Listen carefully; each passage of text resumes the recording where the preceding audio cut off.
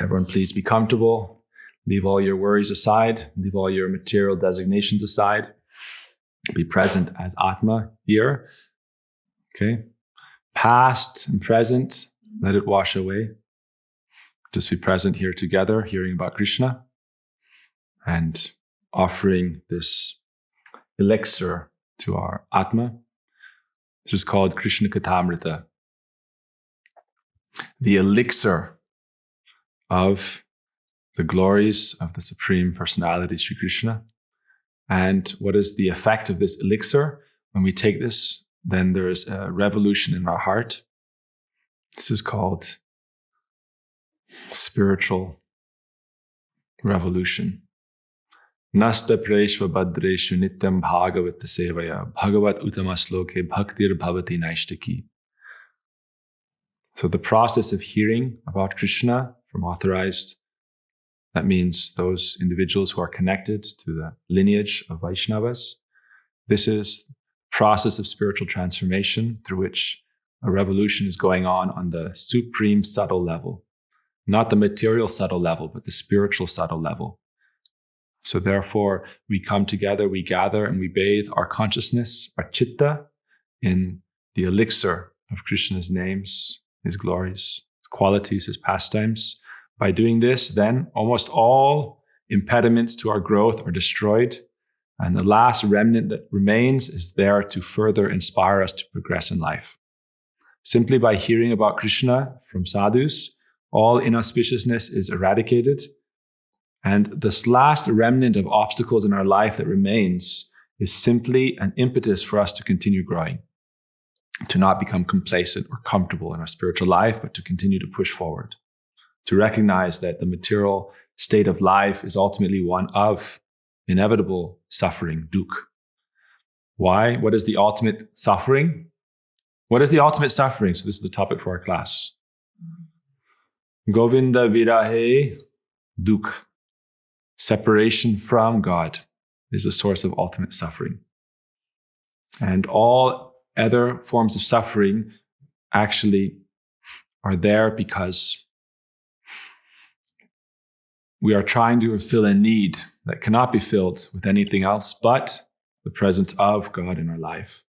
And when we try to fulfill that need, we go into a cycle of action and reaction, lower and higher activities with lower and higher results, positive and negative, but only on the material plane of existence. We're trying to fulfill that need in lower and lower ways and higher ways, hellish ways and heavenly ways. But ultimately, it never satisfies our desire for that most primal of relationships, which is our relationship with Supreme or Bhagavan, God. So that is the source of all suffering. So by bathing our consciousness in topics of Sri Krishna and by chanting his name, by those two methods, by the chanting of his name and by the hearing of his glories and his qualities, his pastimes, his names, then almost all obstacles to our growth are removed. And yet a slight amount remains simply to continue spurring us forward in our spiritual path. Okay? So with that, I'll offer one prayer and then begin. Jnanatirandasya jnananjana shalakaya chakshudunmilitam jena tasmai Shri Gurave Namah. Gurave Gaurachandraya Radhikaya Tadalaye Krishnaya Krishna Bhaktaya Tadabhaktaya Namo Namah. Seva kunje braje ramye govardhane giro sada radha kunde rasanande tat seva pradhayakam. Gurung narayanakyam tang vande vinoda pristakam yat pada smriti matrena tamodhara prasiddhati. Shri Krishna Chaitanya Prabhu Nityananda Shri Advaita Gadadhar Shivasri Gaura Bhakta Vrinda. Hare Krishna Krishna Krishna Hare Hare, Hare Rama Rama Rama Hare Hare. Jai Shri Gurudeva Ki Jai, Shri Swami Prabhupada Ki Jai, Shri Bhakti Siddhanta Prabhupada Ki Jai, Rupanuga Guru Varga Ki Jai, Gaur-Nityananda Prabhu Ki Jai, Shri Radha-Ramanuja Ki Jai. Jai Jai Shri Radhe, Jai Jai. Shira.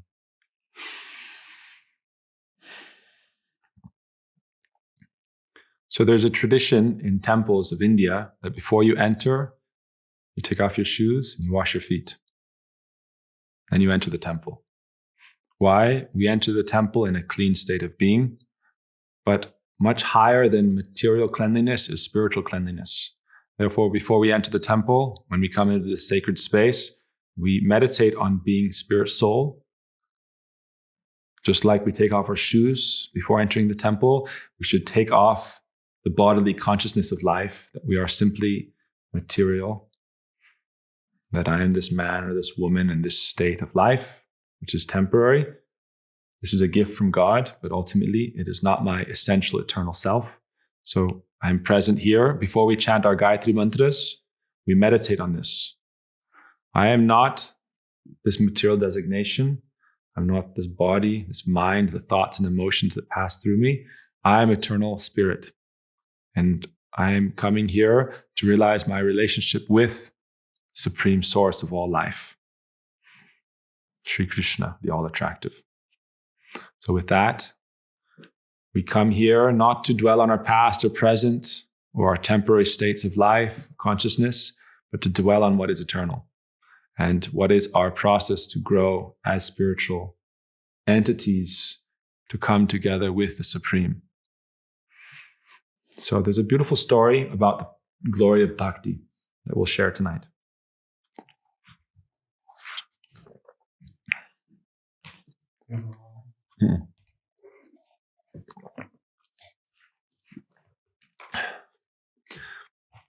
One of our dear devotees, friends, asked me about one of my favorite stories of Krishna and Sri Radha that perhaps she had not heard. So we all know, or we will know, that Krishna spent time in Vrindavan, his hometown, and then he went out into the world, killed many great demons, established righteousness, Dharma, spoke the Bhagavad Gita, sacred knowledge. What kind of knowledge? Not temporal knowledge, not the news of today, eternal news. That's the Bhagavad Gita, the eternal news. The eternal news is always there, no matter what temporal news of the day comes. The eternal news is always true. That's the difference between sat and asat, what is true and what is false. On the temporal level, there's always the news of the day. But in every situation where there's that news, there's the eternal news. And that is what is presented in Bhagavad Gita and in our Vedic scriptures. So Krishna performed all these great activities. In the Bhagavad Gita, he said, Dharma samstapa narthaya sambhavami yuge yuge. I come every age to establish dharma. That means spiritual principles that uphold spiritual society. The moral order through which souls in this human form can advance to spiritual perfection. That is called Dharma. He spoke this in the Bhagavad Gita, and when Krishna left his home of Vrindavan and went out into the world, he established Dharma.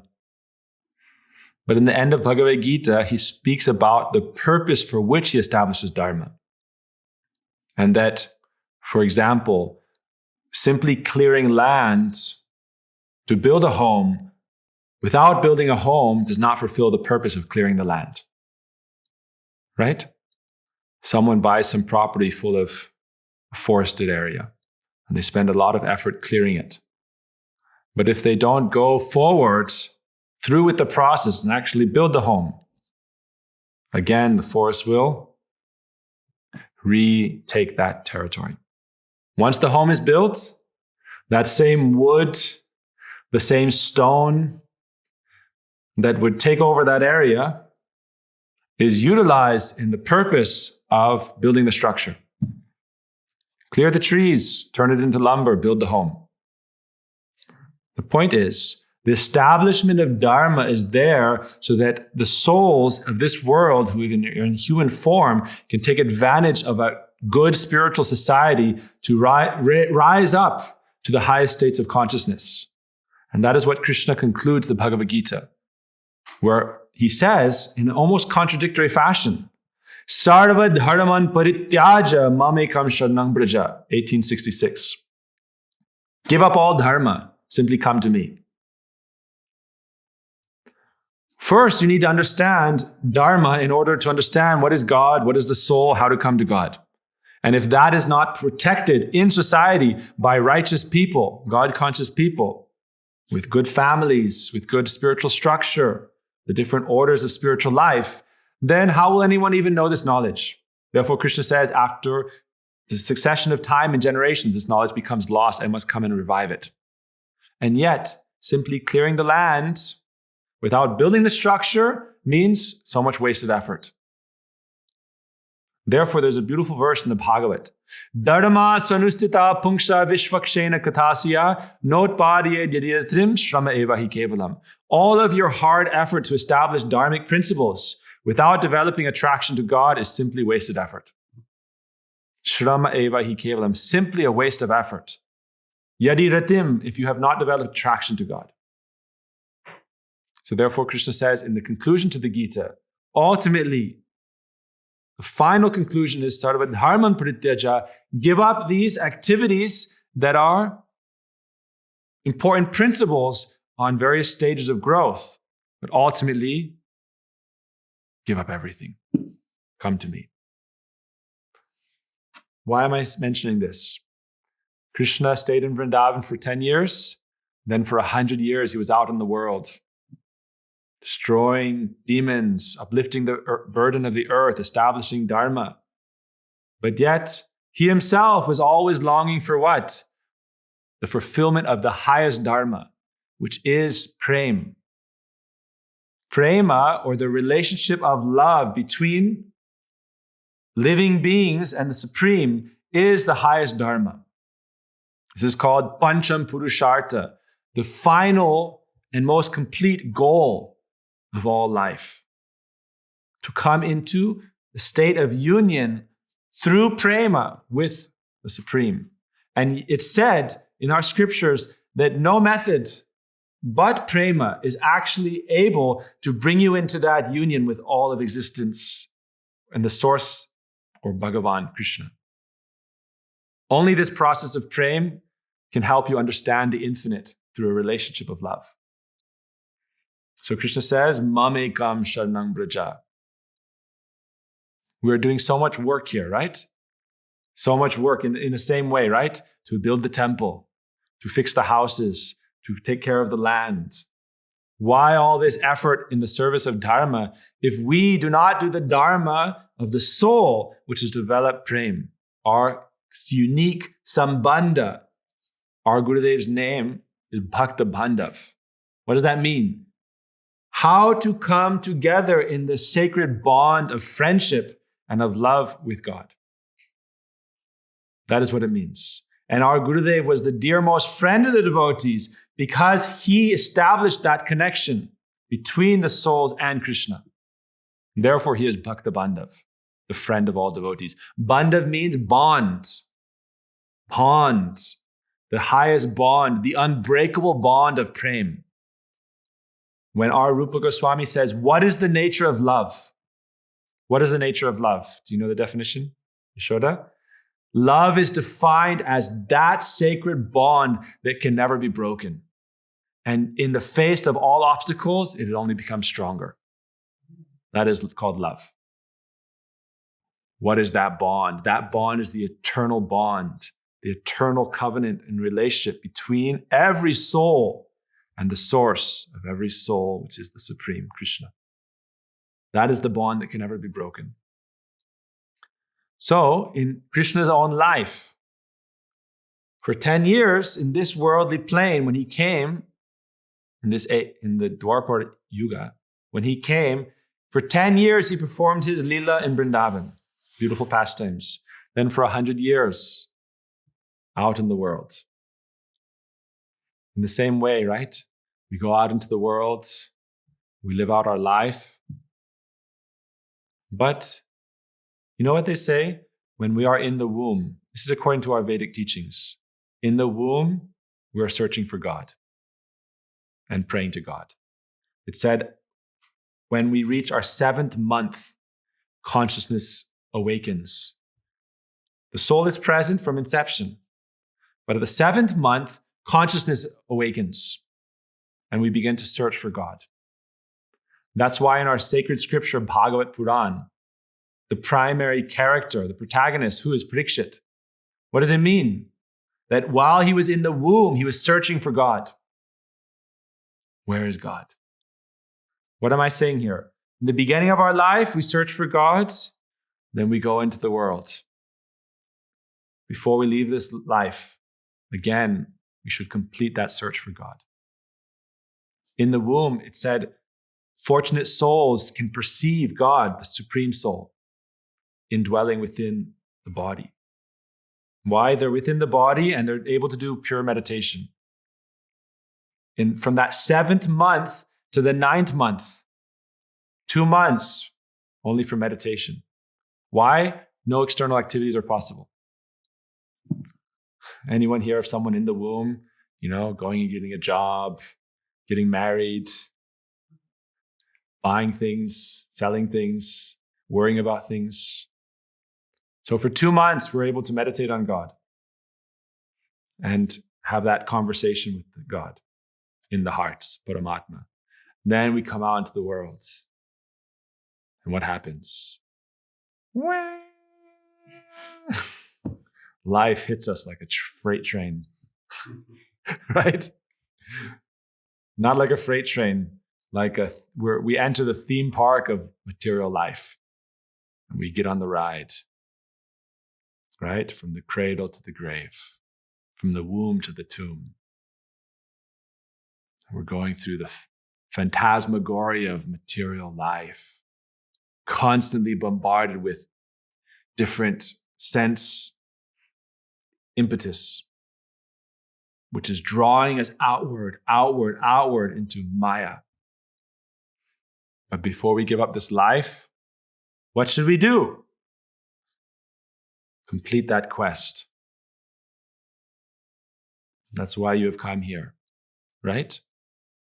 We are here to complete that sacred quest, to find the Holy Grail. What is that Holy Grail? It is to realize God consciousness, and as Swami Prabhupada says, to go beyond self-realization.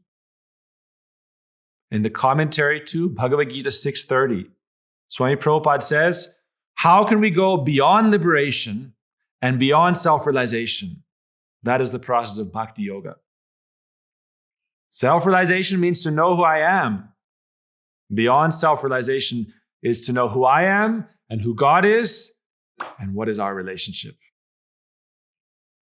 And for us as Vaishnavas, we go beyond that. To know who I am, to know who God is, to know who his eternal associates are, and to come into relationship with his entire spiritual dimension and his family. This is called Sambandha, knowledge of your relationship.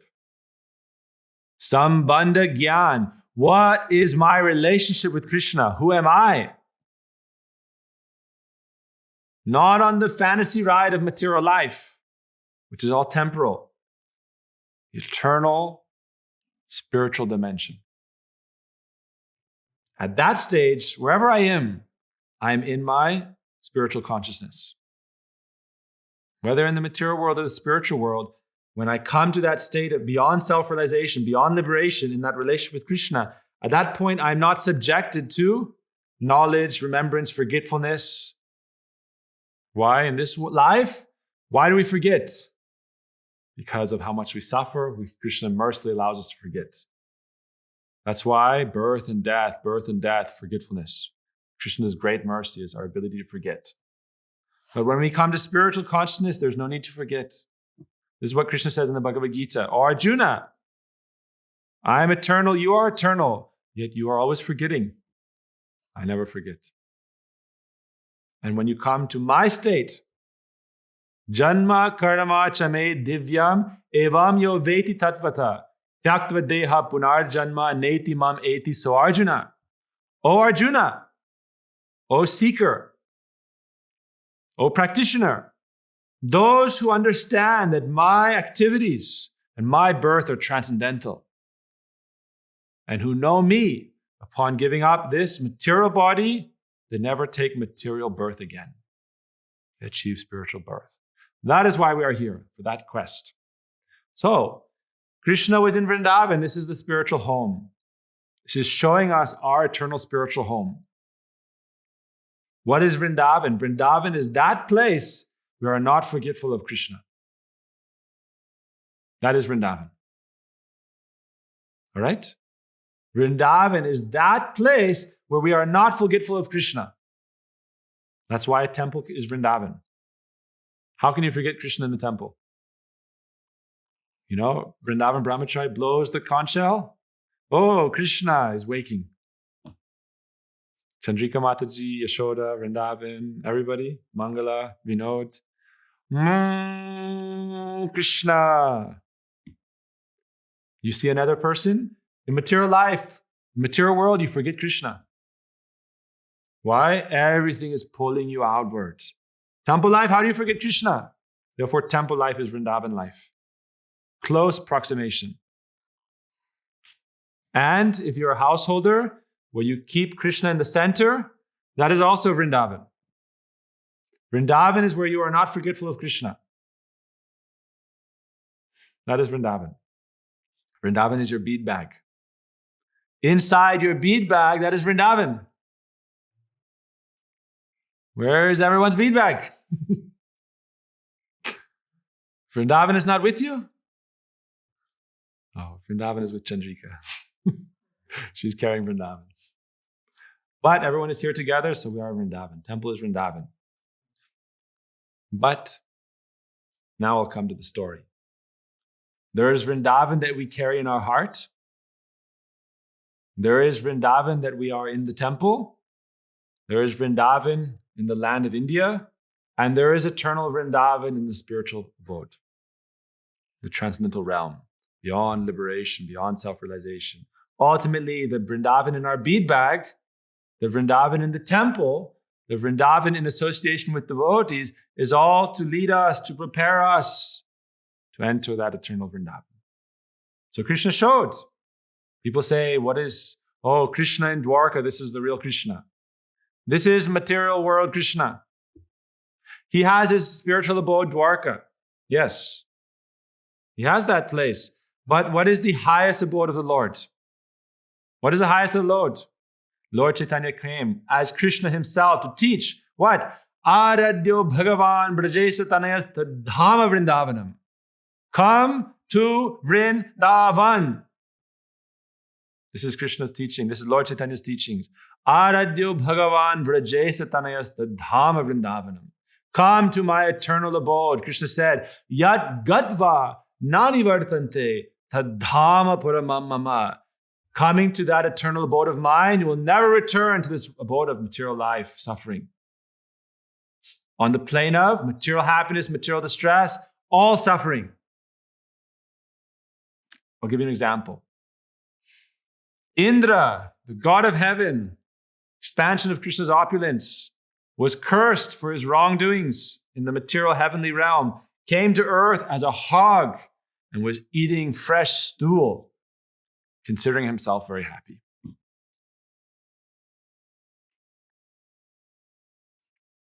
Chocolate, non-fat yogurt. Or high fat, whatever. Considered himself very happy. Material happiness is considered suffering compared to spiritual bliss. Because it's all subjective, temporary. Indra was happy eating stool as a hog. Lord Brahma, the son of God, came and said, Indra, you are meant to enjoy in heaven. What are you doing here? He said, in heaven is there hot, fresh stool.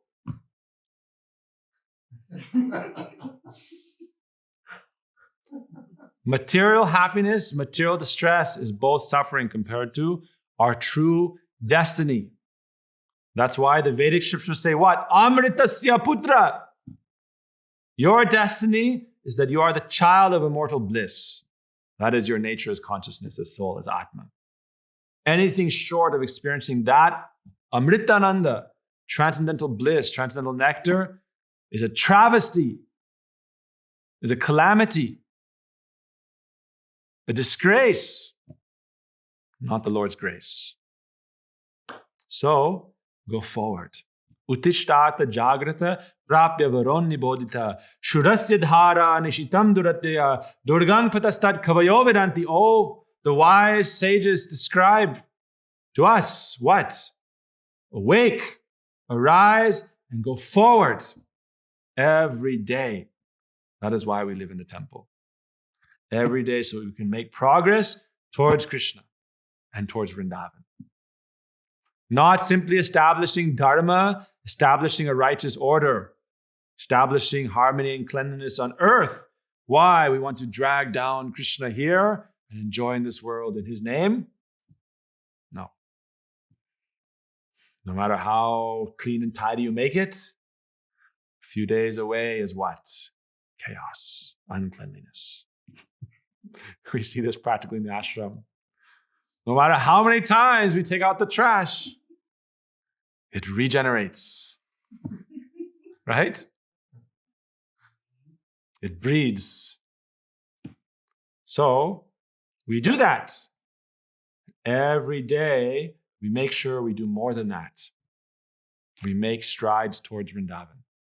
Okay? So Lord Chaitanya said, Aradhyo Bhagavan Braje Satanayasta Dhama Vrindavanam. Vrindavan is Krishna's highest abode. Where is that Vrindavan? What is the speciality of that Vrindavan? Vrindavan is that place where God himself retires from his position as God. He's off duty. That is Vrindavan. You know, like people think, what is the highest goal of life? Your job. That is your highest designation. Your job. J-O-B. If you read the Old Testament, Job. Job means suffering. Right? Anyone wants to understand Job? Go read the book of Job. Right? Krishna is not his job description as God, creator, maintainer, destroyer of the material worlds. No. He's in his eternal abode, off duty. Why? There Krishna is not God. He is what we call beyond God. Just like we have beyond self-realization, beyond liberation, beyond the conception of God in relation to the material world. There are two kinds of name of God. One is in relation to the material world, secondary names. Primary names are in relation to his spiritual abode with his spiritual associates. What are Krishna's favorite names? Someone, top 5 favorite names of Krishna. Yashodananda knows one. His namesake. Yashodanandan, one of Krishna's favorite names. Why? Not about, I am the creator and destroyer of the world. I am the son of my dear mother, Yashoda. Radha-Raman, I am the beloved of Sri Radha. Krishna's names in relation. If you want to please Krishna, what do we sing? Jai Radha Madhava, Jashodanandana Brajabharanagara, Jamuna Tira Bhanachari. These are Krishna's dear names. Okay? So, Krishna was in Vrindavan. He showed us that eternal abode. And he said in the Bhagavatam, Anugrahaya Bhaktanam Manusham Deham Ashritam. I appeared in this world not just to establish Dharma, but upon the establishment of the Dharma, to show my transcendental pastimes to attract the souls of this world to my eternal abode. Therefore, I mercifully appeared in human form, by which you could understand me, be attracted to me, by meditation upon me, come to my abode. Therefore, Krishna says, Satatam Kirtayanto Mam. Meditate upon me through kirtan. Come to my abode. This is what we are doing here. The goal of your life here is upon giving up this material body and to the spiritual kingdom. That is the goal of our life here. Right? What happens in a carnival? You get off the ride and you want to go again. So Krishna's mercy is that the ride will scare you enough. I don't know, I just want to go home. Right? The horror of material life, repeated birth and death, will lead you to so much detachment, desire to give up this material existence that you'll be ready to truly have greed for Krishna's own abode. And then Krishna says, Man mana bhava mad bhakto. The process is very easy. What is the process? Simple. Just offer your thoughts to me. In chapter 6, Krishna says, the undisciplined mind is the greatest enemy of the soul, and the disciplined mind is your greatest friend. It is by the mind that you can be liberated, and it is by that same mind that you will be dragged to hell. Therefore, O soul, you must learn to discipline the mind. How? Therefore, we accept Guru. I am not my own Guru. Otherwise, disciplining the mind, Arjuna told Krishna, this path of yoga seems very difficult. Chapter 6. Krishna told Arjuna, practice yoga. Simple, just practice yoga. Go back to Godhead.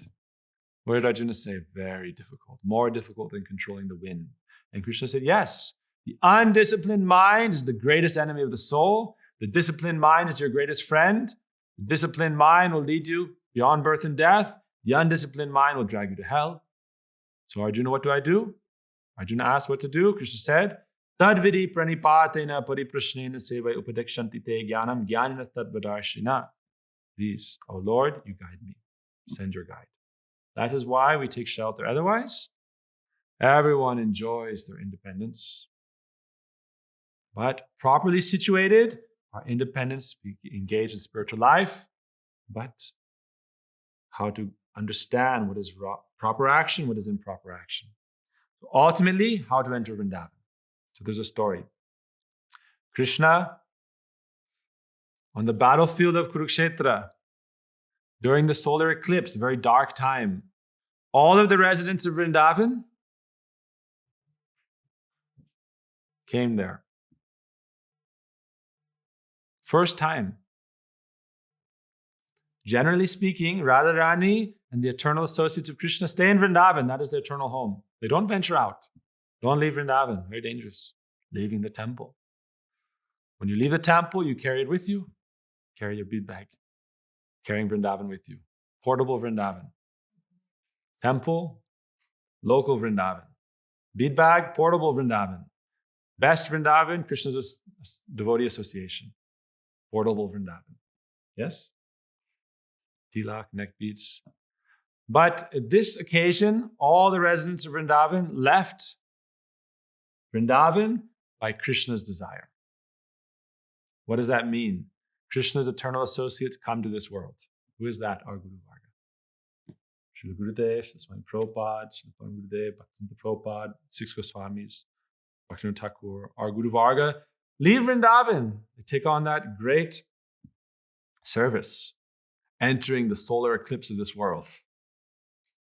And they help us by Krishna's will. So all the associates of Vrindavan came to Kurukshetra, and there Krishna wanted to show how the path of bhakti is supreme. What is the glory of bhakti? So, this is the scene. You can imagine Krishna in the great field of Kurukshetra, dressed as a great prince, great warrior, armor, crown, all of his queens, all of his children, all of his family members of Dwarka, all of the citizens, and all the Vrindavan devotees. Similar to Bhagavad Gita, Krishna came in the middle with Arjuna. Which side? Which side you choose? Spiritual life, material life.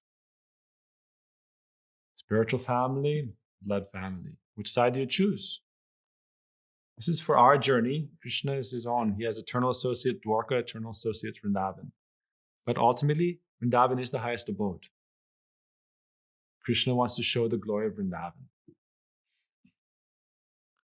So, who is the catalyst for transformation? Guru. Guru is needed. So in this situation, in the in-between stage of life, in the material world, but are you in the material world now? You tell me. Are you in the material world? This is not the material world. This is spiritual place within the mature world. How? In the US, Indian embassy is Indian territory. In India, US embassy is US territory. If you're in danger in India as a US citizen, you can run to the embassy and US will protect you. And they will repatriate you. Go back to your homeland. So in the mature world, temple is Vrindavan embassy, not the mature world. That's why too many offenses, then you leave. Go back into the mature world. Go back into the greater prison of material life. Leave the protection of Vrindavan. So Krishna is there. In between, all the Vrindavan devotees there, Krishna is there, and Guru came. Why? Guru comes when we need help, when the spiritual desire to grow awakens in our hearts, Guru appears. We sincerely pray to God, I need help. I no longer want to be simply in material life. I want to evolve. I want to transcend. Guru comes. Narad Muni came. And he showed what Krishna said in the end of Bhagavad Gita chapter 6. Become a yogi. Yogi is better than the ascetic. Yogi is better than the intellectual. But of all yogis, the best is one who abides in me with love. I am never lost to him. He is never lost to me. That person who sees me everywhere and who sees everything in me, I'm never lost to him. He is never lost to me. So Narad Muni came to teach Bhakti Yoga and the glory of pure Bhakti. And where does pure Bhakti come from? What is the source of pure Bhakti? We all know the source of life, that is Krishna. What is the source of pure love? So Narad Muni came, the great sage. He came to Krishna. He said, Dear Krishna, I've heard you got married. Expanding your material affairs. So many children, so many palaces, such a great kingdom, so many subjects. Did you get my permission? You got permission? Marriage without Guru's permission? Krishna smiled and said, No, I forgot. Okay. I will bless your marriage if you give me charity, something that equals your weight. Your wives must give me something in charity that equals your weight, O Krishna. Sounds like an easy task, right? How much does Krishna weigh? Not so much, right? Oh, so easy. When Krishna was a boy, his mother tried to bind him to a grinding mortar. His thin waist, she could not bind with all of the ribbon and thread in her whole village. The whole day, she gathered rope and thread to try to bind her son's waist to the mortar. It was always short, 2 fingers. Finally, by her devotion, by her prayer, by her sincerity of her efforts, God was pleased and allowed him to be bound with the original thread, no extra. It didn't take a room full of thread to bind Krishna. It took just that very small little thread. How much does Krishna weigh? So in that situation, all of Krishna's queens, they brought all of their jewels and ornaments and put it on one side of a scale. While Krishna is sitting smiling, why do we hear Krishna Katha? We're bathing our consciousness in Krishna. Meditate on Krishna. You hear our deity form of Krishna? We have so many pictures of Krishna. So now you can hear this pastime and meditate. Krishna is sitting with a very sweet smile. Very happy. Why is he so happy? He's going to show the glory of pure bhakti. Pure devotion. The simplest way to God. The most beautiful way to God.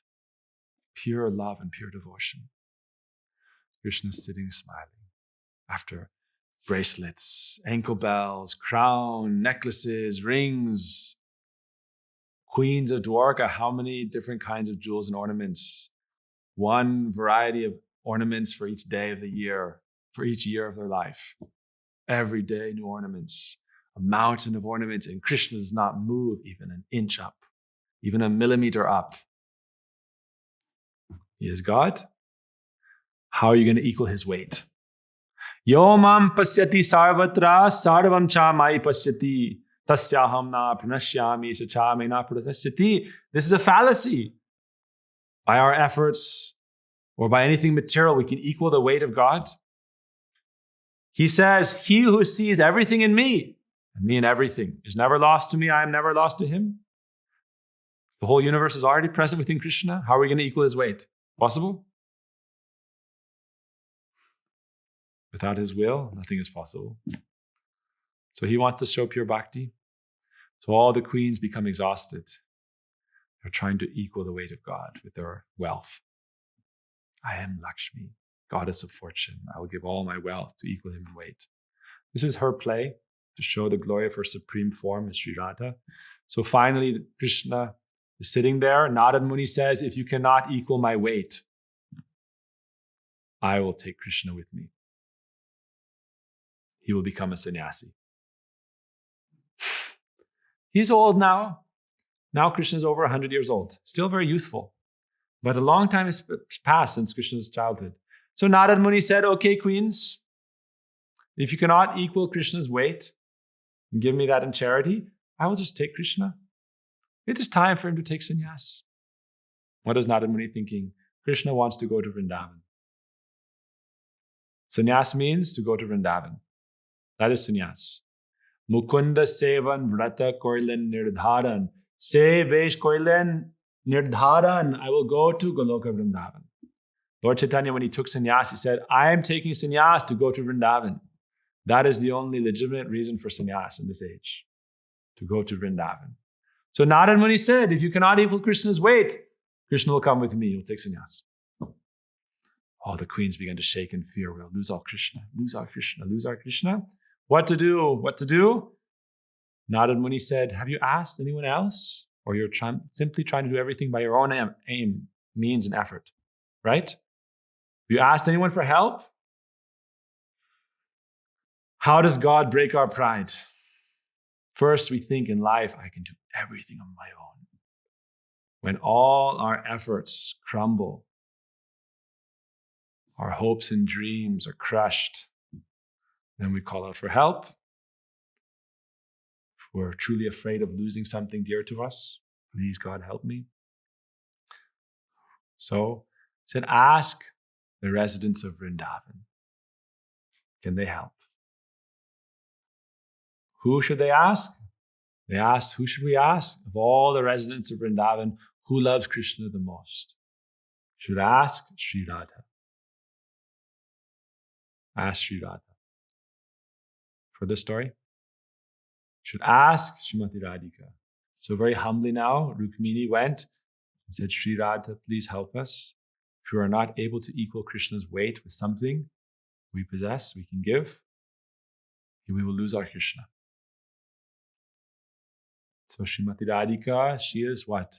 Karunam kurumai karuna bharite sanaka sanatana varnita charite. Mercy, mercy, mercy. Karunam, full of mercy, the ocean of mercy. Karumai, the supreme spring of mercy.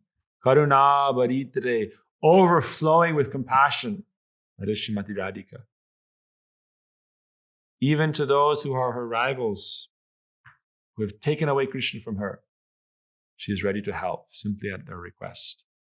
So if we want help in life, we pray to Srimati Radhika, please help me. Simple.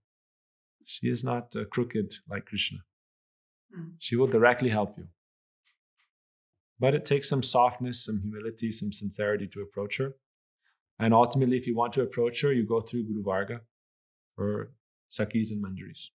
That is Guru Varga. So, oh Sri Radha, please help us. We will lose our Krishna. So, very gently, very softly, she came forward. She said, remove Manjaris and Sakis. They removed all the ornaments, everything clean. No need opulence. Aishwarya sitil prem nahi mora prita. Opulence, wealth, beauty, knowledge, high birth. If you become intoxicated by the pride of these things, it keeps you far away from God. Your wealth, your high birth, your great education can become a burden holding you down. So Radharani said, remove it all the opulence. Move. And she took one leaf What did Krishna say in the Gita? Famous verse. Patram pushpam phalam toyam yome bhaktya prayachati. Please, if you desire a relationship with me, you may offer me a leaf, flower, a fruit, or some water. I am satisfied. With devotion, I accept. Srimati Radhika took one leaf. What leaf? Tulasi Devi. One leaf. Tulasi Devi held it to her eye, gave one tear. With that pure devotion, pure love, embodiment of that, vessel of that, the tulasi leaf with a drop of water, she placed it on the other side of the scale. In an instant, Krishna came up. Radharani's one tulasi leaf with one tear was infinitely more heavy than Krishna. This is power of pure devotion. Pure devotion. There is no other means to conquer Krishna. He is God. He is infinite. We are finite. What is the use of all our jewels and ornaments, all our opulences, all our degrees, all our intelligence? I am so intelligent. That intelligence is an anchor holding you down. What is all the use of your wealth and opulence? That wealth and opulence is an anchor holding you down to material life. Sarva upadi vinirmuktam. When you are completely free of everything. I am not this, I am not this, I am not this, I am not this. Then you offer simply your Atma, your soul, with devotion to Krishna. He accepts that offering. By that offering, he bestows prem. And that bhakti, that seed of devotion, then manifests as the ripened fruit of divine love. Krishna said, I am conquered by the devotion of my beloveds. So sadhu krityam vibudasuya. Oh gopis, your devotion has conquered my heart. You are one-pointed. You are sadhu. Your love is pure. No distraction. Only ekantikir bhakti, one-pointed devotion. So Krishna therefore says, Ananyas chintayantamam ye jana paripashate desham nitya viyuktanam yogakshema vahamyaham. I am the Supreme Lord. If you surrender everything to me, I completely take care of you. I provide for everything. What is needed, I give you. What you have, I protect. Look at this temple. Everything is being done by Krishna, his divine energy, Srimati Radhika, and the mercy of our gurus. What is being done for our effort? We think I am the doer, immediately begins to fall apart. I am the servant of the servant of the servant of the servant of the servant of the dearmost devotees of the Supreme Lord. Everything prospers. So, we take shelter of Srimati Radhika. In this pastime, Krishna showed, ultimately my heart is in Vrindavan.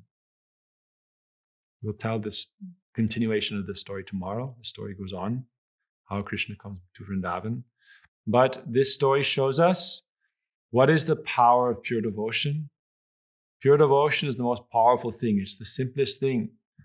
Requires very little. What? Krishna said, leaf, fruit, flower, water, some vessel by which you can offer yourself. Therefore, in our songs, we sing, Deya tulasi til, deha samarpino, doya janina chadabi moya, tu jaganata, jagate kahashi, jagabahir nahi muicharo, jagabahir nahi muicharo. O Lord, I offer myself to you with one tulasi leaf. I am yours. Please accept me.